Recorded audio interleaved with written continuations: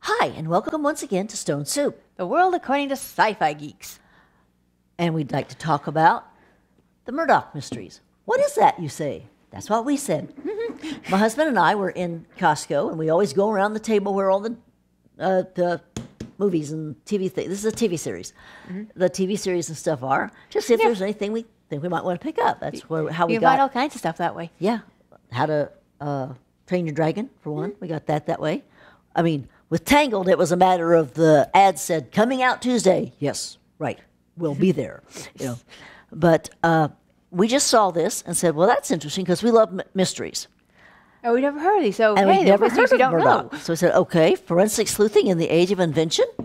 That could be interesting. This is So we actually picked up a season one. Canadian mystery series. Yes, this is a Canadian, Canada, by God. So we Yeah, we've and done we it. liked We're this so much that we picked up the second season. Which should tell you So- something. Now, one thing I found a little jarring, took me a while to get used to, was there is the ME is female. Yes. This takes place in the 1800s. I actually think it takes place in the early 1900s. Well, late 1890s. It's the 1890s? late 1800s. My bad. And When forensic science is being invented, basically. yeah, and I just found it a little hard to believe. Not that there would be a woman doctor. There were a few. But that she could manage to get hired as the ME, people would think that was just an unnatural. They thought being a doctor was an unnatural job for a woman. Despite the fact that, And mothers so- tend to their children's illnesses and injuries all the all time. the time. Hello. But yeah. to look at dead people, I don't think so. But And I finally just said, go with it. It's sort of borderline steampunk. Yeah, it is because our erstwhile hero Murdoch, that's this gentleman right here, who is a policeman. He kind of invents things. He's So, cool. He picks up, on this research that's going on elsewhere in the world or, elsewhere in Canada and runs with it. Things Yeah. with fingerprints. So they keep calling them finger marks, which I find interesting. They didn't start calling them prints until later. Oh, Yeah, I that's did not what they- know that. That's what they called them in the 1800s. I mean, finger marks. it's just as accurate. See? Yep. But, Oh, I made marks. no news. No. UV lights, Yeah. things like that. Yeah. Radios, practically. One great scene, I think that was actually in the second season. The lady doctor's sister is visiting and for some reason is down in the morgue with her, talking to her while she's cutting up a body.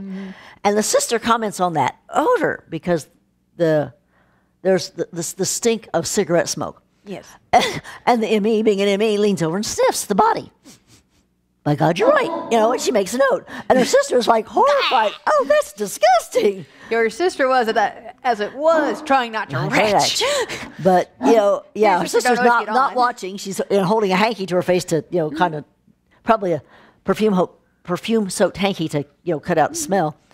But, her sister's just horrified. But you can learn a lot from a body by how it smells, as our lady points out. Yes. Now, And it was just something she had to do at that point. Okay, sniff, think about it, make a note. And it at turned the out, time, she initially wrote it off as he was a cigarette smoker. but then they find out that he wasn't. So you see, it's definitely relevant. It's important. Now, we did find the first several episodes to be not bad, but anticlimactic. Like the first 3 or 4 episodes, just sort of puttered out. But after that, but then it tightened up and it got, good. Yeah. It got better and better. I mean, they even had the lie detector. Yes, a very early lie detector. Like I said, they it's do a- borderline steampunk. Yeah, just borderline, she says, because it's not campy enough to be steampunk, frankly. But Yeah, we've Yeah, met. yes, we've we've met. got an interesting array of guest people showing up. Tesla, Conan Doyle, Sir Arthur Conan Sir Doyle, and Doyle. the Tesla, and people like that, kind of Harry Houdini. Yes. Wild Bill. As a matter of fact, Harry Houdini was a suspect, but and of course he was a teenager at the time and a smart alecky little shit. So Who keeps getting right out of his handcuffs and going, "Here you go, officer." yeah, which of course he couldn't actually do. It takes special handcuffs. You can't just get out of any set of handcuffs because you're an escape artist. Yeah. But that's they're- okay. They're about an hour long. There's 13 episodes in the first season. And now here's something interesting. I don't know if you can see this. They're the same length. I mean, the same number of episodes. Between season 1 and season 2, they learned how to package them better. Yeah. It reduces the size of the who's it here. Yeah, they keep doing that. Anybody remember when box sets first started coming out? They tend to be these huge things, and they start figuring out make it slimmer so they can fit more onto a shelf. Well, somewhere I have the original box set of X-Files season 1, and it's like at least twice the thickness of this. I mean, it is huge. It's like, guess what? You don't have to do that. You can bunch them up. Really? But anyway, we've watched American mysteries, yes, and British mysteries galore. Lots of British mysteries. This is our first experience with a Canadian mystery. Station 4 of the Toronto Constabulary. Yes. We keep hoping to see, faces from like Stargate and Supernatural and what have you. All those things that are filmed in Canada. Anyway, of course, I think this is actually filmed in Toronto, and all those other series are filmed in Vancouver, and Toronto is like just above Michigan, and Vancouver is just above California. Toronto's above New York. New York? Yes. We drove there from Michigan in one day. Yeah, it's not that far. Okay. Well, my husband just said that Toronto is actually above New York, but Vancouver is above California. Washington. Well, whatever. It's on the West Coast. Yes, it's right above Seattle, actually. So there probably won't be all that much cross-pollinization. So we keep hoping. Yeah, we can keep hoping. They moved the filming of Stephen King wrote Dead Zone from Vancouver to Toronto for the last season. Of course, it died anyway. Yeah. I have no idea why they did that. It was stupid. They had all their sets, their establishing shot things. Who knows? Who knows? But anyway. Maybe they were running out of places. We've seen this whole damn city. Let's go somewhere else. Yeah, well. But anyway, getting back on topic. But we really like the Murdoch mysteries, and we would recommend them. Yes. Like she said, the first couple of episodes took us, but didn't put us off so much that we stopped watching either. No, they're just a little anticlimactic was all. They weren't bad, just anticlimactic. And they've got lots of interesting characters. This is a boss, and he turns out to be a very intelligent fellow. At first, he seems just kind of blustery.